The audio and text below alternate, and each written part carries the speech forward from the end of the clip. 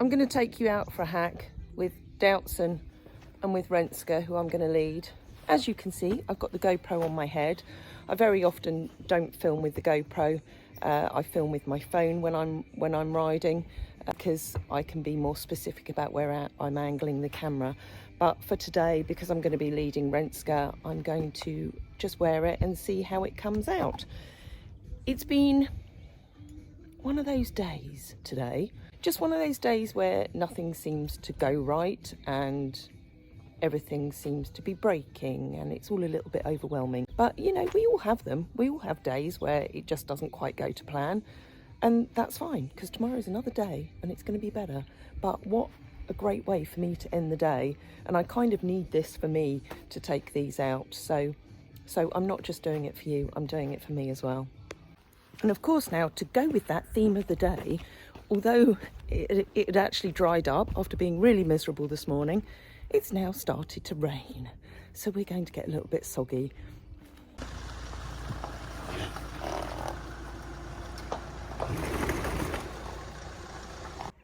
Spring's gone and hidden again, and we've now got fog and rain, which is a little disappointing. You may remember I showed you in one of the earlier videos one of the first signs of spring, and I'm going to show you this area here where we've got even more signs of it. This is more of the wild garlic. I wish you could smell on the screen because this smells divine. But the reason I'm heading down this path today is down to where the boys are. This we call the footpath field. And we had the bottom section fenced off for the winter because it gets very, very boggy. To let you know where we are, that's the barn up there, and I've just walked down this track. We call this the footpath field. You can see little Principal over there by the gate into the field in front of the house. But earlier this morning, he was in this area over here. There's two reasons why we fenced this off. Down the bottom there, which is where the beck runs along there, that area becomes almost like a pond, so it's not good for them in the winter to be going through there and pulling shoes off. And also because there's sometimes horses in this field the other side, and we don't want these getting close to them and bringing the wall down. Because there's tastier grass that side, of course they've pushed it down and gone in there. Then when that's the time and it dries out a little bit, we'll move it from here further across to the wall. All put back into place. I've even given them a little bit of the fresh grass there, and we'll see how long this little bit lasts.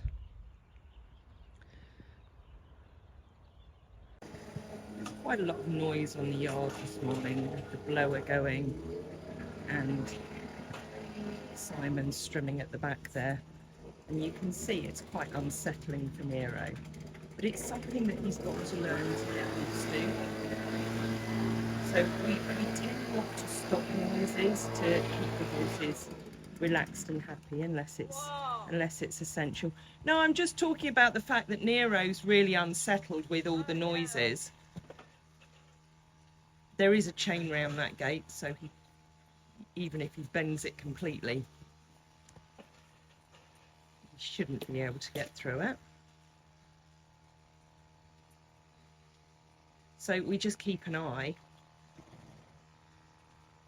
But if he gets to know that the more he runs around and is silly and barges on things, then he gets to move out of that situation, then he'll just learn to keep doing it.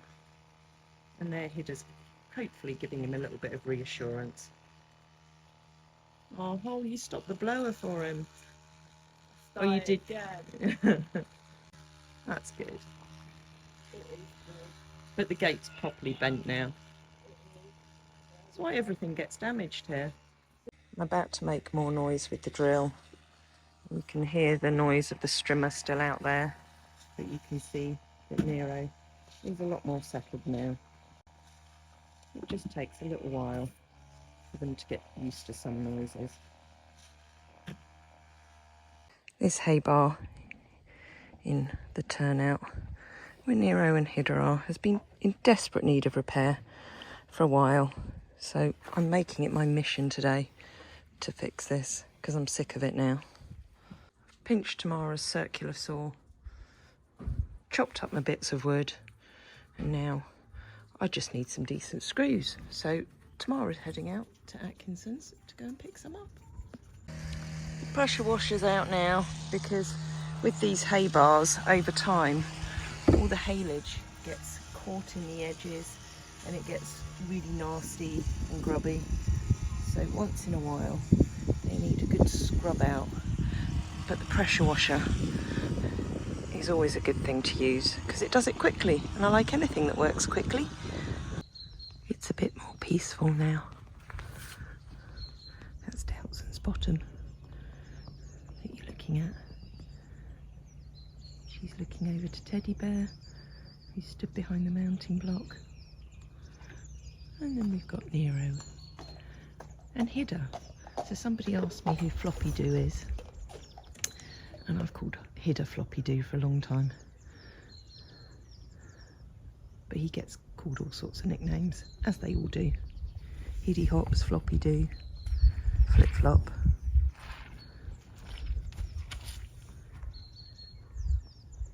And then Hannes is on his own over in the round pen at the moment. It doesn't look very pretty at the moment, but we just need a bit of dry weather. And then Holl out with her grey paint, which she adores. But at least now the haylage can go in here.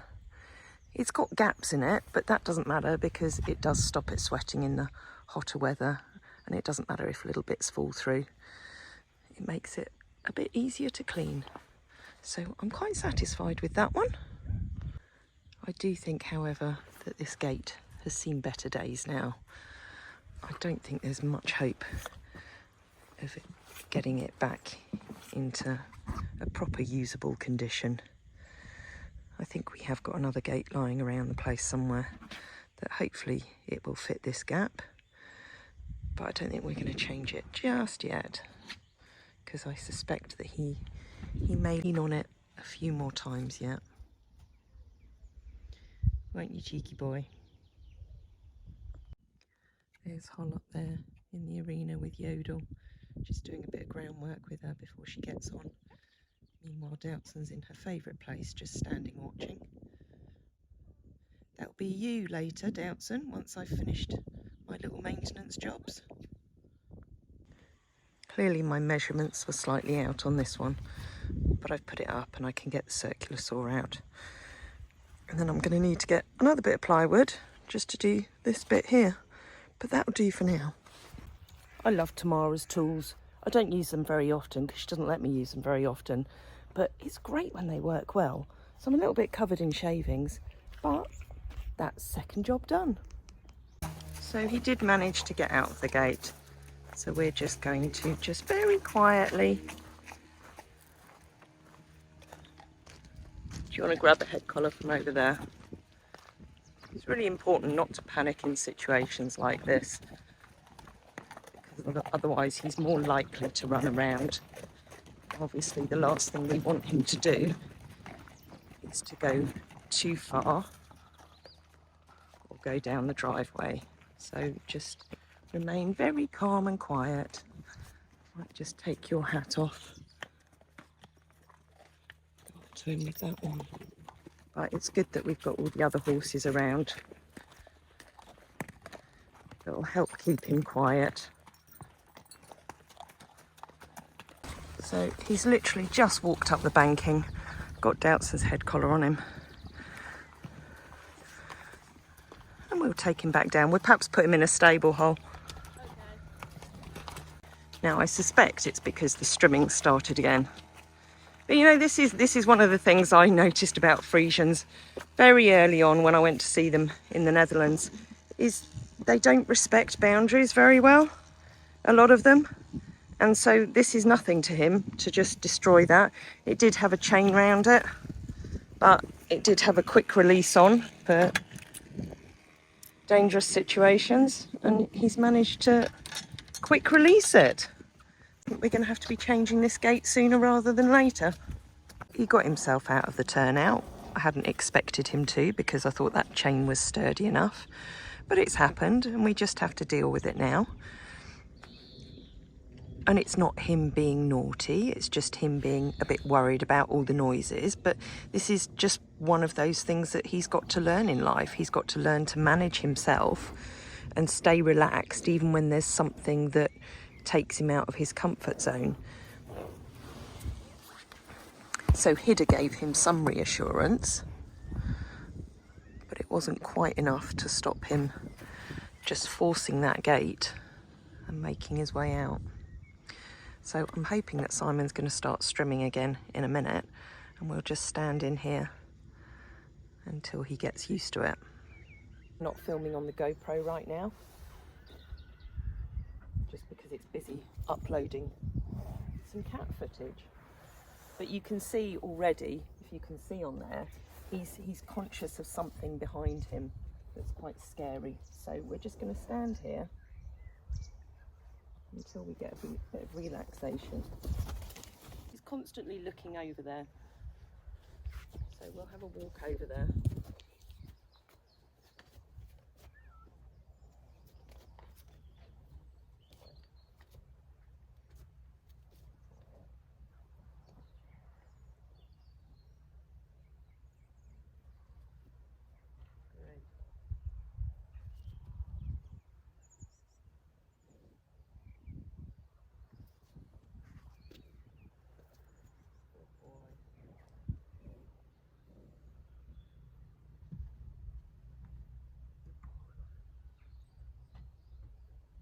Just coming over and saying hello to him. Oh, am I freaking him out? Hey? Well, it's fine because He just doesn't know who I am. no. So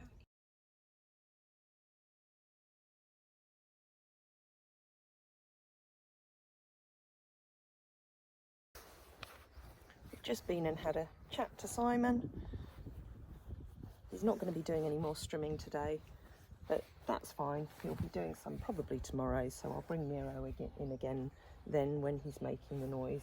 And it's just another thing that he needs to learn about and get used to. You know, Teddy Bear's a perfect example. He was always really worried about noises, and still the odd noise does worry him. But now, because he's familiar with so much more here, it doesn't bother him anywhere near as much. He's been here over a year now. So it's just time and patience. Come on, go back. Good lad. Good boy.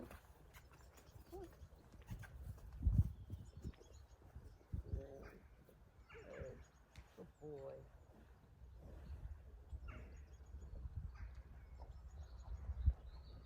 But he's much more relaxed now. He's licking and chewing.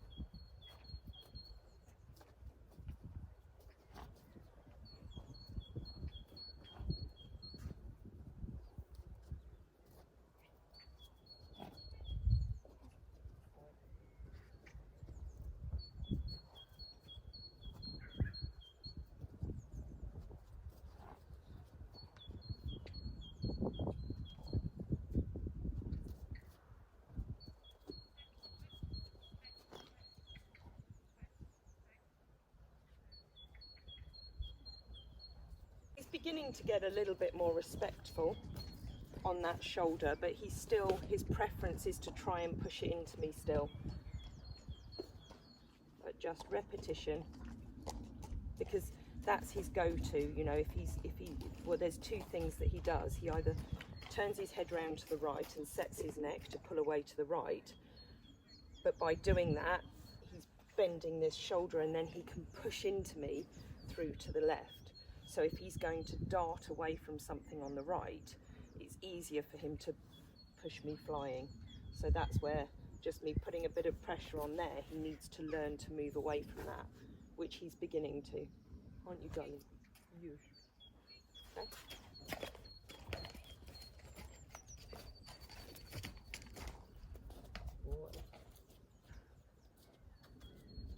So there, he's pushing his shoulder into me. He's wanting to smell the poos there. So I'm just pushing his shoulder away. Boy, good, good. So he must learn not to invade my space even on the circle, you know, because he wants to fall in on the circle. But part of that is because of the discomfort in his right hind. So I have to allow for it, but equally he needs to know what the boundaries are. Okay.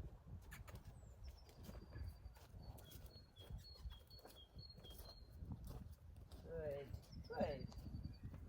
So I don't mind him going on a bigger circle if it's a little bit uncomfortable to turn on a smaller circle.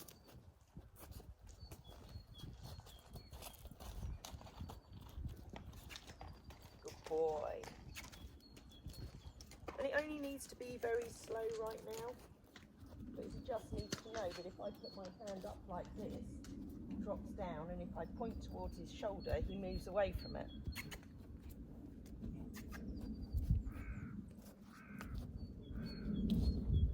Boy.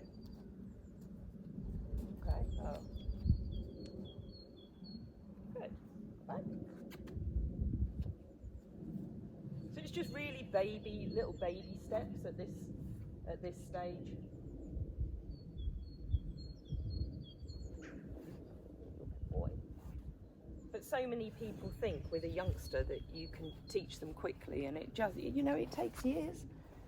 It takes years of just being repetitive, explaining what you're wanting from them, and they're always going to have silly moments, especially with him, where he's not had that chance to go out and explode and get rid of some of that energy that he's got.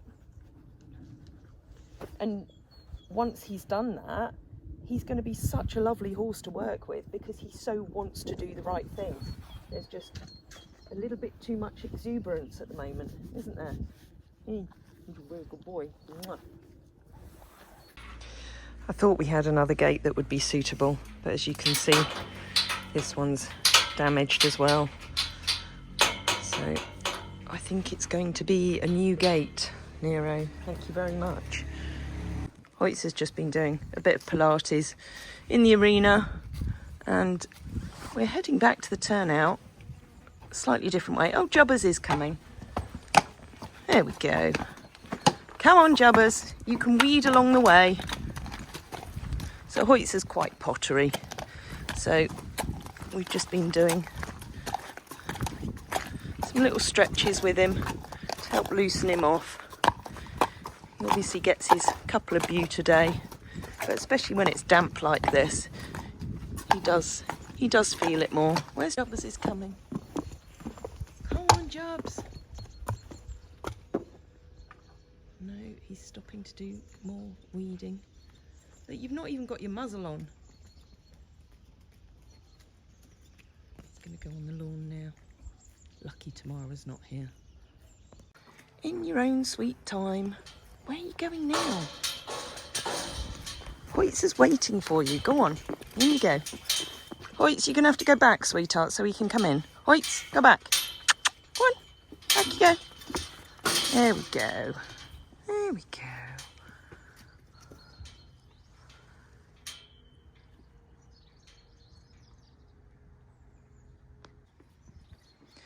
And with Hoytzer being pottery, that's where it's good for him being on this soft all-weather wood chip, because it's much softer underneath his feet. That's why he's quite happy when he goes in the arena. And it's just on the harder, uneven surfaces that he feels it a bit. But we tried him on the Equiox, but it really didn't suit him. So he's back on the butte now. And he's been on it for quite a few years now, and it does seem to suit him better.